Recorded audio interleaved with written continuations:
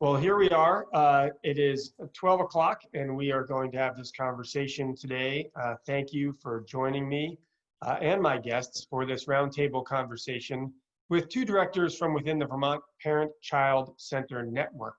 Last week, I held a conversation about proposed budget cuts for public education. And we talked about some of the many challenges that schools, teachers, students, and the greater community are likely to face this fall, and how best to prepare. Now, this conversation is going to look at many of those same issues, but the age of children served by parent-child centers ranges from infants to 4-year-olds. So there's additional challenges to serving their needs. It's also in the present, as opposed to the schools trying to figure out how to open in the fall. And so it's an immediate concern for my two guests and their cohort across the state. And right now, there's a lot of work being done in the legislature to identify how best to allocate the $1.25 billion that we are receiving as part of the CARES Act. How can those funds best stimulate the economy, keep all Vermonters safe, and prepare us as we reopen businesses and schools, and including childcare centers? So these are some of the topics we're going to touch on today. I want to start by welcoming my guests and allow them, of course, to take a minute or two just to introduce themselves and the work they do as directors of early child care centers. I'm going to start with Donna Bailey. She is the executive director of the Addison County Parent-Child Center. Welcome, Donna. Thank you for joining. Hi, thanks for having me. So yeah, I'm Donna Bailey. I'm the director of the Addison County Parent-Child Center. Have been there since 1998, so for a long time, and haven't been director the whole time, but and then I am one of 15 parent-child centers. So there are, Vermont is lucky to have a network of parent-child centers across the state, and every region is served by a parent-child center, and we do a lot of work with young families. So much of the work we were doing before COVID was in people's homes, as well as center-based programs for parents and children. So we have childcare. We also have a program called Learning Together, which is for parents and teaching parenting and doing alternative education with high schools, as well as parent education and job training. So we do that work, and we've done play groups and other things, and really help young families get off to the right start. Most of us do the work, a lot of work with early services to help families make sure they have primary care doctors, get to those appointments, make sure kids are doing okay, keeping up developmentally. So, great, thank you. Sure. And yeah, Donna, thanks. And then we also have Deb Gass, the executive director of the Early Education Services in Brattleboro. So welcome, Deb. Maybe you could talk a little bit about what you do down there, and then we can start getting into some of the topics. Well, thank you for this opportunity. Again, my name is Deb Gass, and I am the Executive Director of Early Education Services that serves all of Windham County. We are primarily based in Brattleboro. And like Donna, I've been in this world for a while. I've been the director at EES since 2002. And yes, we are one of the 15 Vermont Parent-Child Centers in the state.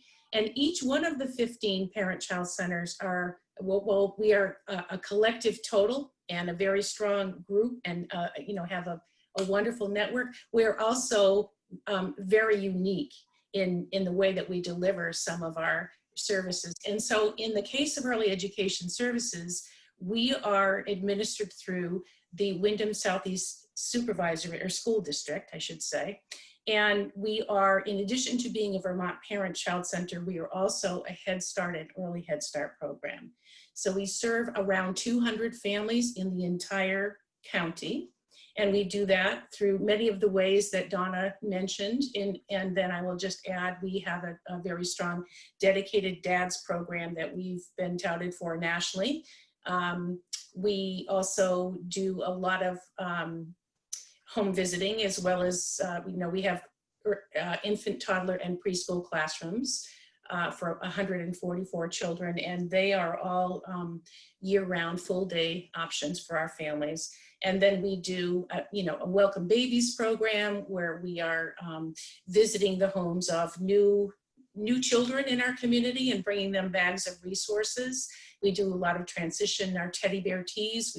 We help families transition from preschool into the schools, about 30 schools in our service area. And I'm sure there's a whole lot more that we do that keeps us all very busy, but really appreciate the opportunity to be on this call. Well, I hope you're both sort of struggling through and getting through this healthy, and your families are healthy. I know everyone is concerned about that, and I just want to hope and express that I hope that's true for you. And I'm sure, just like many others, your worlds have been turned upside down.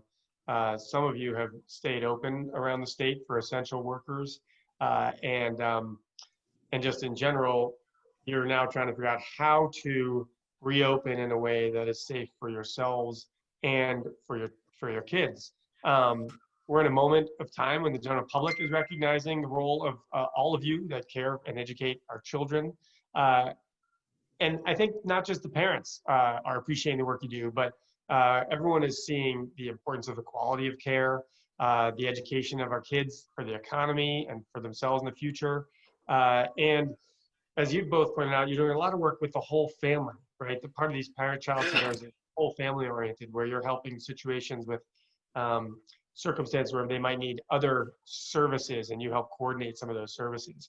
So right now, the governor is turning the spigot open. He's opening business in Vermont, and it means that parents are trying to decide how to care for and ensure the safety of their children and families while trying to go back to work, including your own employees, and we'll touch on that in a minute.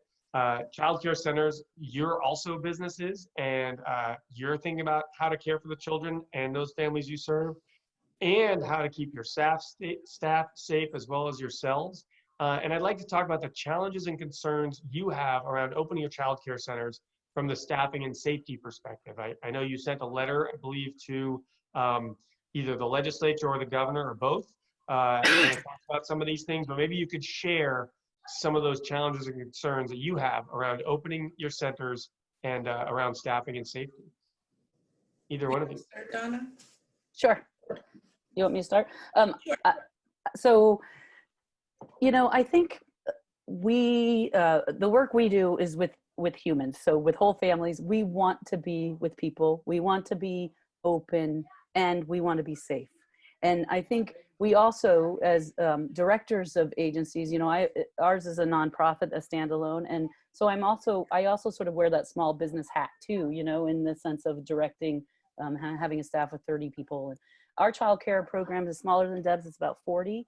But what we did when the governor and the state said, okay, June 1, opening for childcare, I think, you know, my first reaction was, wow, I think it's important for the economy to be okay, but our primary focus is not about economics. It's about care and education and developmental care for children and families. So I had to think from that way first, and to ask families what they wanted. So we immediately did a survey to families for kids in childcare, and then also with staff. And what I found really quickly here, and then I heard it from lots of other centers, both in my county and across the state and the network, and is that we, at least half of the families didn't really want to come back. They had either secured alternative care or didn't feel comfortable, didn't feel like it was time yet. The major reasons for that is, again, concern around health, and then also about care for their school-age children at the same time. So if they have school-age children, they already were having to be out of work because they didn't have care for school-age kids until school starts in the fall, we hope. So, so there were those concerns, and just not feeling like it was time yet. So, and then staff had the same concerns, and many, with the guidance that came from the state, we had many staff that couldn't work. So in fact, only about 40% of our staff were able to work. So, and that's not, some of it again is, I think as we all move towards reopening, we have to deal with our feelings of being uncomfortable or fear in that. But I also think that much of it was about the basic, you know, logistics. So either they live with someone or have their own concerns around health with underlying conditions, or age, or pregnancy, or again, the school age care piece was huge. So many kids at home already. It's like, and what we also noticed was there were probably more preschool kids that people felt comfortable thinking about having them be in a program. than infants and toddlers. So then we started talking and looking at the guidance around mask wearing and things like that. Now we focus on social emotional care. So the idea of wearing a mask and covering up your face with an infant or a toddler is really tricky. I'm not even talking about them wearing them, which that's a whole nother story, but they're not requiring that for youngest children, but for staff. So again, we sort of, and then the biggest issue for me around reopening, there's lots of logistics, but the biggest thing is the lack of supplies. We can't open safely if we don't have facial coverings, if we don't have a physical building space, if we outdoor and indoor, if we don't have the disinfectants and cleaners and things that are very hard to get. It's hand sanitizer, you know, the clothing that people, childcare are supposed to wear, and then if they get soiled, have to take it off. You know, so having to do that in the summer when it's hot out, all those things, but really masks, sanitizer, thermometers, all of that. There's not enough, and there are wait lists, you know, at every place you try to shop and get them. So those are our real concerns. And we ultimately in Addison County decided not to open. And we're going to do some play times and make connections with kids and do respite. And we are still doing our home visiting, but our childcare will not be open until the schools open in the fall or late summer. Yeah. Deb, do you have some thoughts you want to add in terms of the challenges and concerns you have around opening, and maybe what's your plan? Are you going to open? Yes. So I'll echo everything that Donna said. And in fact, we did close March 16th, but we reopened on a small scale March 30th and provided essential childcare for 6 children from 3 families. And we were able to do that until May 7th. And the reason that we closed on May 7th is because 2 of our 4 teachers tested positive for COVID-19. So in addition to all of the things that Donna just said, that factor adds on to the stress and the unknown and the anxiety that my staff are experiencing right now. We have always offered services remotely to our families, so we never technically shut down completely. And we've had ongoing staff meetings and that kind of thing. We were planning to open with what I'm calling a soft opening June 15th, based on the response that we had from families. And as Donna said, when we polled our families, about 60% of our families said that they were needing care and needed to get back to work. And I want to really highlight the fact that the families that we serve at EES are really the poorest of the population. And so many of our families are those essential workers, or those folks who have to get back to work even though they may not want to. And at the same time, we have staff their age range, you know, we have many staff who are 65 or older, and we have very young people as well.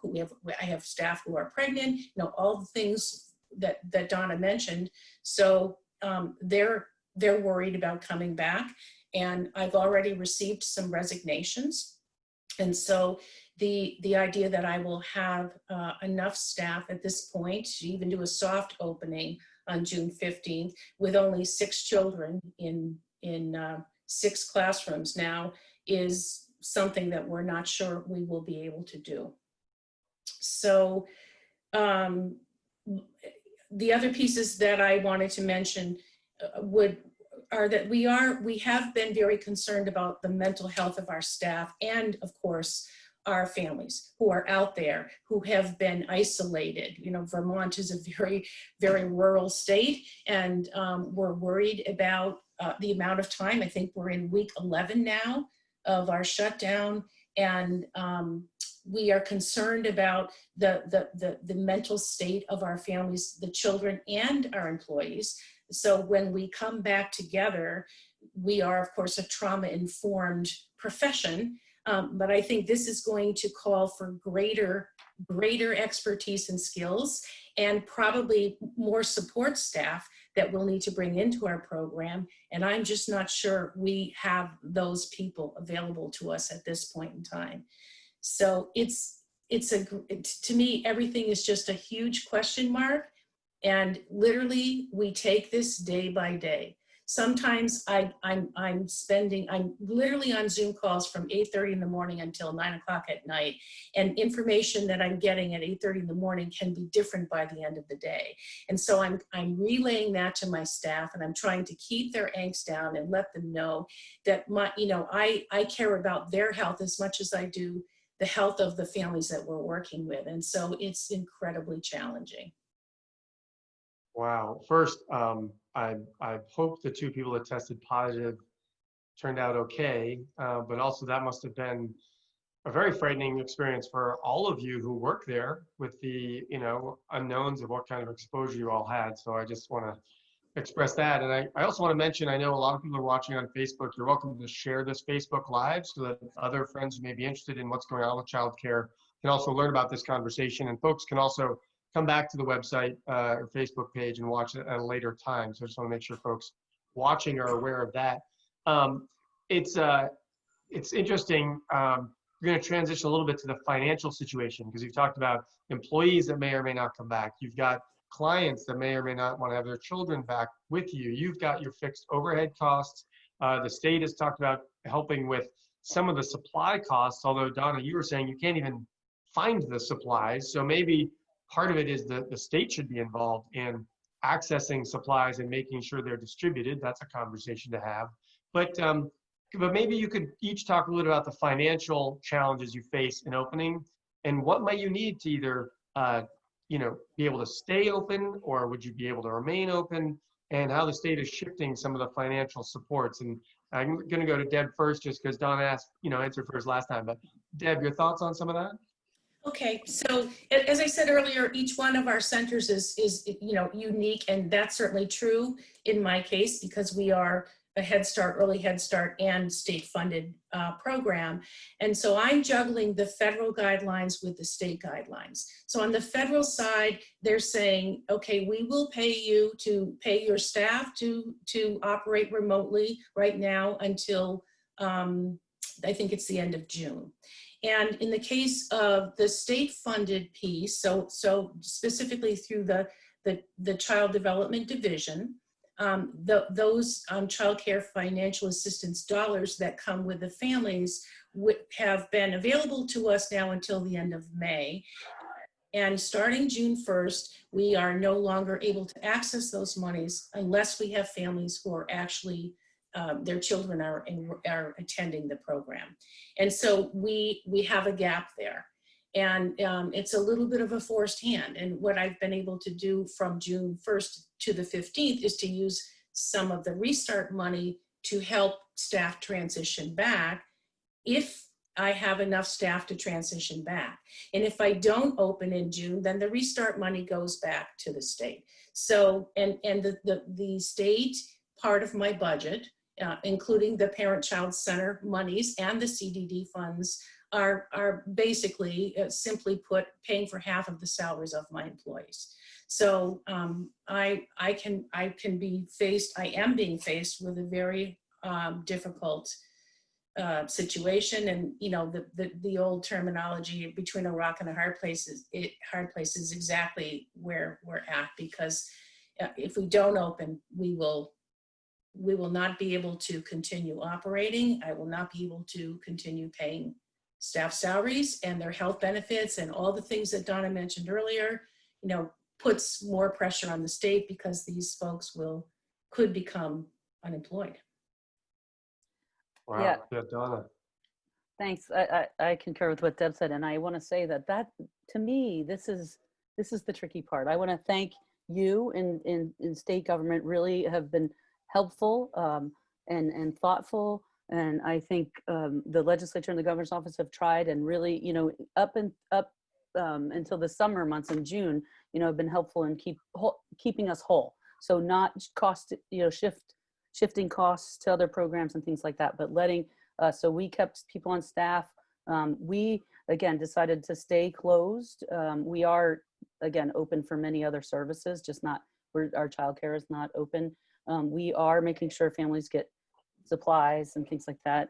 But I think for me, when it got to the point with the restart dollars of $6 million total, which is simply just not enough to hold us all harmless, especially if it's supplies and payroll and things like that. So, you know, we had to make a decision to close, and honestly, we are shifting those costs. So people are going on unemployment. We had provided health care, that now the state will be doing that. So it is a cost shift that's beyond those dollars for restarting, but it will allow us to come back whole. So we, Well, the state, let me just clarify that. So the state is essentially, with its shift in policy, sort of robbing Peter to pay Paul. If it doesn't give you money that will help maintain them on payroll, those folks are going to go on to unemployment. They're going to need supported health care costs as well. So that's just shifting where we're paying for it, right? I think some of this is CARES Act money, Right. whereas the other part is state unemployment money, which is going to drain out the fund. Is that Exactly. fair? yes, but we simply, I mean, just mathematically, that's what we had to do in order, you know, to stay whole and be here in the long run. Because I think after this crisis time is done, there's obviously going to be a whole lot of fallout around economics and things. And I think the other thing, I think if we, I hope we learn as a state from this, as a profession of childcare is a very low paid profession, as many of the essential workers are, and they are putting their, you know, their selves on the line to do work. And if you work with young children, you know that you have kids crawling all over you. We can't separate children. That's We right. can't keep masks on. We can't do that work. So what many people are being asked to do at a very low rate of pay is pretty high, you know, high risk. So I get our numbers are low and that's good, but I just think we really need to think about that and the economics of our workers as we move forward. Yeah, it seems like some of those kids, if they're in your arms, they're also going to be pulling at your masks. Yeah. And those masks will almost, if one of you are an asymptomatic carrier, will be a concentrated situation on their hands, then they'll touch their mouths. I almost wonder about, and this is not something I know from engineering or science, but it would almost be better to have better ventilation and, you know, and have the state support funding of better airflow in your facilities when you've got kids that are going to be in mass situations like that. So, you know, what are some other, like, are more windows required? Do you need more space? Do you need air conditioning units to circulate air in and out? Cleaning costs? What are some of those expenses? Well, I think, you know, I think for us, if you have to have children spaced out inside and not use partition walls, that's really impossible. What we're looking at is whole other, you know, buildings or rooms needed. So, and then I think so much of, I mean, what you're asking, I don't know, is AC better or worse? Like, I don't know. And I don't think any of us really know all of the science around how COVID spreads and in that what's safer. I think we know that the sort of the idea of everybody getting it, you know, so that people become immune isn't really true. So you know, so anyway, I think those are all great questions. And I think if in terms of short term, I don't think we can really utilize some of those options because again, you know, June 1st is a few days away for some programs. So I think many people have been thinking about outside space and then, you know, again, how we feed kids, you know, best practice had been family style. That's out the window, you know, sort of like, how do we do that? So just how do you feed kids safely and safe distances? How do you, you know, deal with the reality of where kids are at developmentally with all of these things? You know, it's just hard. I know one of the things we've done is we have a staff person who's a really skilled seamstress, and she's made us masks. We got the idea from a Hard of Hearing website. So they have plastic, clear plastic here, so you can see facial expressions. So hopefully kids, you know, can see our faces, but then that leads to some breathing questions because it's plastic in front of your mouth. So it's, you know, one thing after another. And I think, you know, Vermonters, we're good at little cottage industries and things like this, but I do think it's not a great plan to move forward as a state when we're all trying to hustle up and figure out how to sew our own masks and make our own hand sanitizer and, you know, make smocks for caregiver. I mean, that's just not a very efficient way to sort of move through this together. Yeah, Donna, I know that Aquavite, which is not very far from you in Middlebury, is spinning alcohol off of beer that's going to age because not being sold to restaurants from those kegs and using that for hand sanitizer. So I don't know if you're getting some from them, but We from a hope so cottage right now. industry perspective, it's happening, right? Yeah. Yeah, and I love that. I really do. But again, I don't think my staff need to be making their own masks. Like that's, but we are. And so, but I think that, yeah, we will hopefully be getting some of the hand sanitizer. First, I had to go to medical places, which is why it's so hard to get right now for ourselves. But. Deb, do you have anything more you wanted to add as the conversation has rolled on in some of these arenas? Anything jump in your head around these costs? Well, in terms of the immediate costs, and I agree with everything that Donna's saying. I spent my day yesterday out looking for smocks and, looking for fans. But then by the end of the day, I heard that now we can use air conditioning. That's an example of getting one message in the beginning of the day and it changes. After I bought 12 fans, now we can use air conditioning. But also, just looking at where are these supplies? We can't. I found a few smocks, but we need 100 smocks, and there's just no smocks to be had in the southern part of Vermont. But I do want to mention in terms of finances, and this isn't so much about the immediate supply issue as it is about paying the issue of staff pay. And so when I did my essential childcare classroom, we paid our teachers an additional $5 an hour stipend because we considered it hazard pay. Honestly, it was, and it continues to be. It hasn't changed, and it won't change until we have a cure for this. And so whether we open June 15th, July 6th, September 6th, I just don't see any of these issues really going away. And working in the summer, they're saying that the virus doesn't like the summer weather. So if I can actually open the summer, then we'll be doing a lot of activities outside. I bought canopies yesterday. I'm worried about what happens in the fall. I'm worried about what happens when we all have to turn our attention indoors. And I'm worried about how many staff will continue to want to be in this profession at the level of pay that we are able to give them and what we're asking them to do. Yeah, yesterday at 99 degrees at my farm in May, I guess the upside of that is maybe killing some of these viral load that's outside, but I don't think we really are hoping for 99-degree weather in September and October and November to keep things safe. Yeah, it's interesting. Donna mentioned this earlier that, basically across the board, whether it's childcare, store clerks, all these different essential workers are in many instances some of the lowest paid in our state. I do think this is opening up a conversation that, we won't delve into deeply here in this moment, but the idea that they're called essential workers and yet they're paid at the lowest rungs on the ladder. There's something very upside down about that. And I think both for child care centers and even the purpose of a child care center, I'd like to go a little bit more into that before I get to sort of my final question about some of the CDC guidelines and other things. But really, the bigger purpose, what are you doing? Why, you're not just babysitters, right? This is about really the development of these children, the care for these kids so that they will be successful individuals in our society. And I say that very deliberately, not just as economically productive members of our society, but successful members of our society. And I don't know if either of you want to talk about what is the meaning really behind parent-child centers and how essential that is. I mean, it's like our future. Somebody recently asked me, well, what if parent-child centers didn't exist? Who would, what would happen? And I said, who would care for families? I think, in Vermont, we have a long tradition of caring for each other, freedom and unity, I think.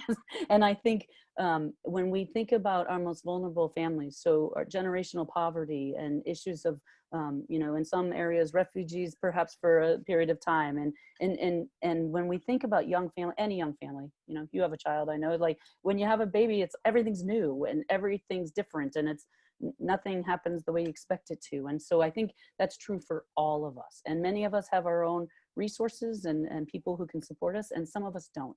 So, and that's where I think as a society, we step in. And we've made that decision, centuries ago for school age children, right? So, and then with changes in the economy and workforce and women being in work and things, obviously childcare has become more and more important. And I say that, and yet I cringe at the idea of us just being about economics and a place for kids to be sent while parents can work. Because while that is an important piece of many childcare programs, for me, childcare is about care and education, and it's about prevention, about for, you know, again, families who are struggling with violence or substances or education levels and things like that. I think that what we need to do is think about making sure all kids get off to a good start. And that means supporting the whole family.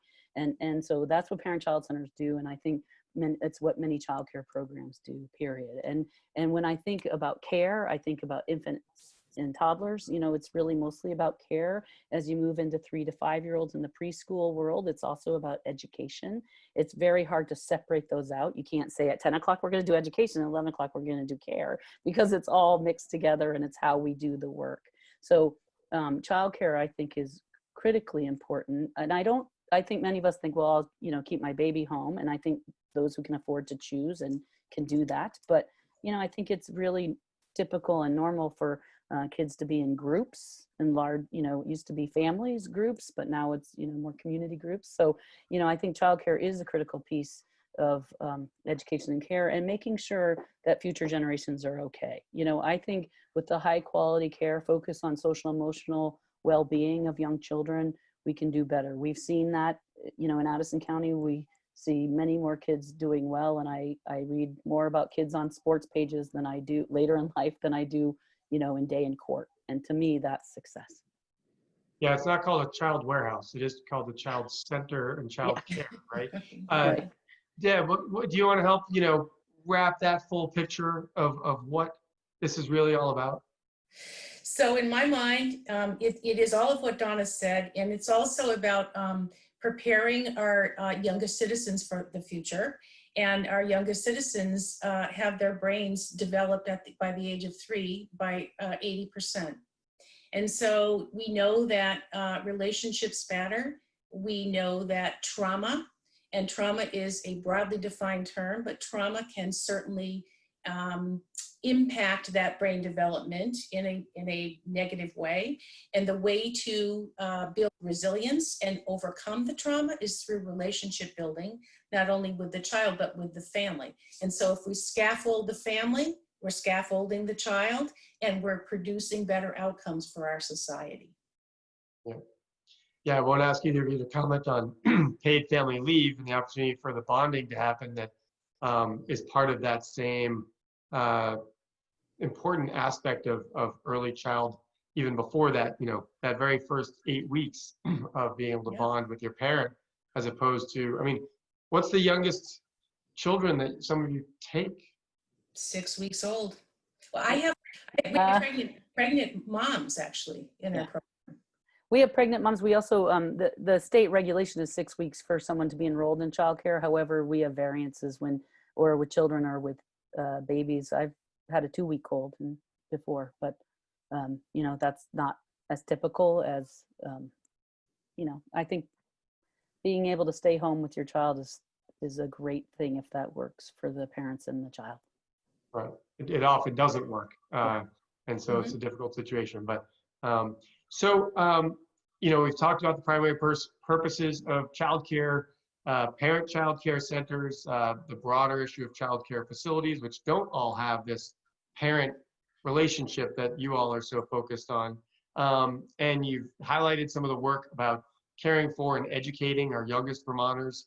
I'm curious, as we start wrapping a little bit, I've got to get over to the State House, run the Senate shortly.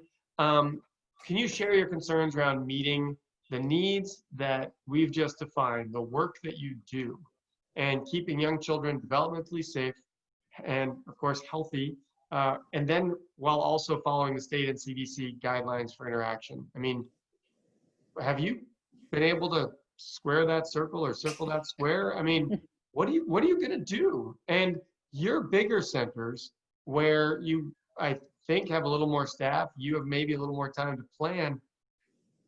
Besides your own situations, what do you think is happening to childcare all across the state as well in meeting these? Deb, you talked about, you know, running stuff by your lawyer earlier.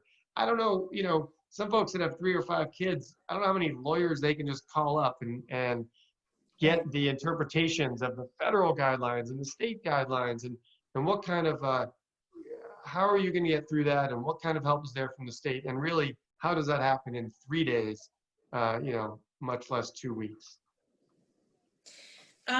So how we will get support from the state is really, I think, we're all building this. We're all building this as we're flying. And the state has been responsive and supportive. And I understand, dealing with your own financial issues. And so I think it's about, we're a small state and we have key connections. I mean, when I worked in California, I don't think I would have had an interview with the Lieutenant Governor of California. We have these kinds of meaningful relationships. So again, it's back to relationship building and communication. And, it's literally taking one day at a time and using the resources that we have. And, for those smaller childcare providers, there are networks where we can, and support systems, statewide support systems, where we can perhaps share that information as we go along. There are a lot of webinars that are out there now about, what did we learn, lessons learned from doing essential childcare, and really building our own network. And I will say, I think in some ways, this is our professional day in the sun. We've been undervalued in society for a long time. And all of a sudden, you need us. And we have lots of good things to offer, but we need to be recognized and compensated for the work that we do. And you said this earlier, it's not just childcare. We are providing important educational, brain building, relationship building supports for our children, and key resources we're providing for families so that we can be one strong community together. And that there's a place for our fellow childcare providers to fit in there as well. And Donna, before I go to you, I want to follow with a question for Deb. What percentage, and you can both roll this in, but just Deb real quick, what percentage of your staff are women versus men? I can say that all of my teachers are, and I have 36 teachers. Actually, I think I have more than that. When I'm fully staffed, 40 something, they're all women. And my support staff, the cook and the facilities crew, and one of my managers are male. So in terms of percentage, it's probably maybe 1%. Sorry, I spoke over you. What percent? Well, what was your guess? I'm guessing. I said 3 to 1, so 75, 80%. Yeah. Sounds good to me. Yep. So Donna, the earlier question as well, but just Sure. with that conversation of who are essential workers, compensation, talking about day in the sun for the importance of this work, and who's doing the work and what they're getting paid. And I know that's a little bit of a side story, but I do think through this COVID conversation, it's a whole relook at our structures and our systems and our societal values. And we have to deal with the immediate. How do we get kids cared for in your facilities and all across the state? And how does this broaden the conversation of what our economic system is doing, and how has it set us up for this situation, which wasn't very well? Well, I think it's really important to think about the economics, and that's why I keep saying it's care and education, not just economics, because I think that's the key as we look forward. We can't just be thinking, and I get the economy is important, but it is not more important than human life. And so I think, how do we carry that forward? And I think if we've learned nothing from this crisis, I hope we learn that, and that means, not coupling healthcare with work and employment. I mean, no one else in the world has lost healthcare, over this crisis, and except for in this country. And so I think those are the kinds of things that I hope we move more compassionately forward. I think I want to quickly say something about home care providers too. I get that's not not what we do, but the home care providers, and working with my local groups. And I also want to say the importance of local community organizing in this, because the most support I've gotten, I mean, I have a statewide network with the Parent Child Center, but I think the local guidance around, you know, I mean, how we're dealing with stuff in Addison County is really because we're meeting weekly, like childcare directors and then some home care providers too. And I think home care providers are even in a trickier spot because they're asking for kids to come into their house, like into their home, which is something everybody's saying, you know, stay safe, stay home, don't do that. So that's a whole nother level of stress and worry, and you know, who else is living in the home in terms of, you know, health and care and all of those things. So, and the amount of money they make is less than what we make. So I just want to say that out loud, because I think they too are the ones, many of whom have tried to stay open, and just with small numbers. But again, the smaller the numbers get, when you hear like Deb saying 6 out of 120 or whatever, you know, those numbers get really small. It's impossible to make money, and there's not enough restart dollars to help. I think the state has tried to be helpful, and even with supplies, but honestly, they aren't out there. So I think, you know, that's the tricky part there. But I think in really trying to move forward, you know, I think we have to really think about all those things, care, not just economics. But, you know, and then to answer your question, out of my caregivers, we no longer have any males on our staff, which is really sad. We lost a couple last year. And so, but out of our total staff, so our home visitors and the rest of the staff at the Parent-Child Center, it's about 15%. So we also have a dad's program. We have men who are doing outreach work or home visiting, social work. So. And then relating to the kids safe and healthy, following CDC guidelines and state guidelines, sort of the original question. Sorry. I sidetracked you. It's totally fine. You know, and all of these things are important, right? So.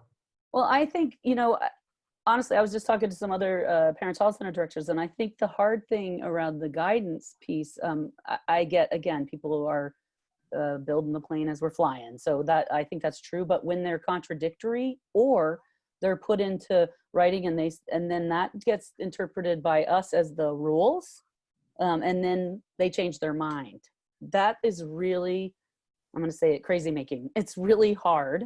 And for, I think, a really earnest workforce. So caregivers want to do what's right. And we all want to do it well. We don't want anybody to get sick. Like, I mean, these are high stakes. So, and I think, you know, so that is really hard. I think when they're like, oh, well, you don't really have to do that, you know, and it changes. And I get that guidance is changing regularly, but it is tricky to put out 30 something pages of rules. All of us are taking it in and thinking we have to do that. And then, oh, maybe we do, maybe we don't. But we have a history with, you know, childcare licensing and other places that are pretty rigid with rules. So we want to do the right thing. And I think it's really that's really challenging when they don't match up or they change their mind. And are they, I mean, I assume if you call them up, they're relatively accessible. Have they been holding sort of calls with, you know, the 15 parent-child centers and then, you know, 40 home? Are they doing proactive reaching out to you to say, these rules are coming out, let's have a half-hour conversation tomorrow after you get a chance to read them, and let's do it with 30 of you at a time so that you can learn from each other? Because Donna, you might come up with a question that Deb didn't think of. Deb might come up with a question that Susie over at, you know, some other place didn't think of, and you could all learn from each other. Are there these kinds of conversations being facilitated by the state? No, and in fact, there's the interim group of like, well, there's a couple. We have a lot of those in our state, but excuse me, Let's Grow Kids, or sure. I think Building Bright Futures has done some. Excuse me, I have allergies, by the way. That's my cough. But you know, I think no. And when there has been guidance or information, the webinars have filled up. And then in one of the ones and so you can't get onto them, but they do have them recorded. But again, they're not interactive. And in fact, one was, and the chat was interactive, and a lot of people were really upset. So the solution for the next one was to block the chat instead of dealing with the upset people, you know, which were upset for reasons. So not at all, no. And then, but what I think we've been doing is reading, like in our county, and this is why, again, I think local people doing the work is really important, and that's very Vermont. But we have, you know, read it, and again, as a Parent-Child Center Network, we have an email group and a monthly meeting. But then locally, we just read them and then talk to each other about them. Yeah, which is also the good news on the scale that Deb talked about. So I want to thank you. We're going to get right here. We're at 12:45. Give you a quick minute in case either of you want to offer a last thought or idea, something you want legislators to do or the administration to do or parents and community to bear in mind while we're talking about childcare in general. And of course, do that in just a quick minute. But just wondering, I think you've sent a letter. I've got that letter. The administration got the letter, I believe. The legislators got the letter. But other folks are watching that aren't in that world. So what do you need? What do you need to happen now? You want me to start, Donna? Sure. So before this happened, we were already dealing with a reduction of folks interested in the field. And so you can imagine what we're about to encounter. And in order to interest people to come back and make this their career, we need a couple of things. And I'm just sort of recapping what I said earlier.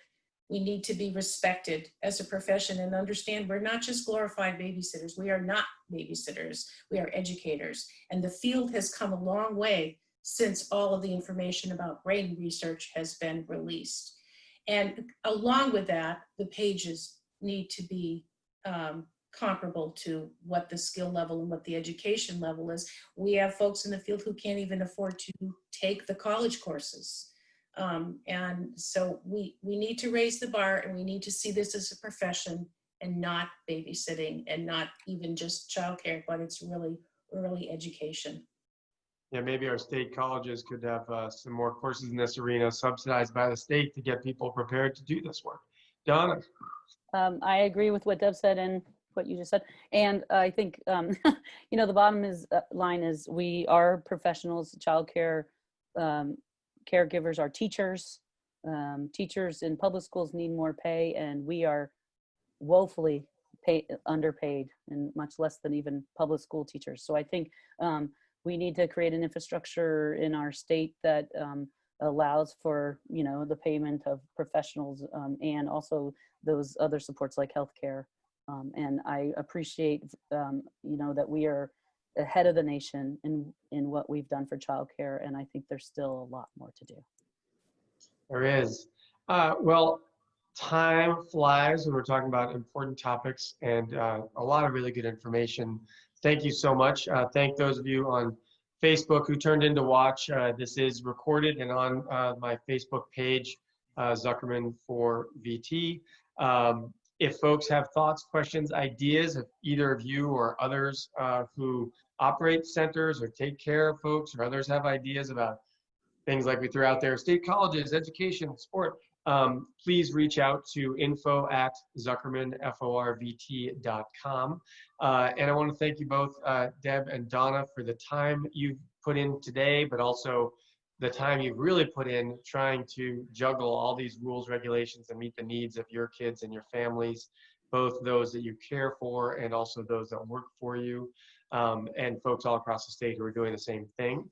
And I in terms of recognition, Deb, I know I really do appreciate the work you're doing and sacrifices each of you are making, the scare that you had earlier with 2 of your staff, all on behalf of our youngest, future folks of our society. So thank you both for joining me. Really appreciate it.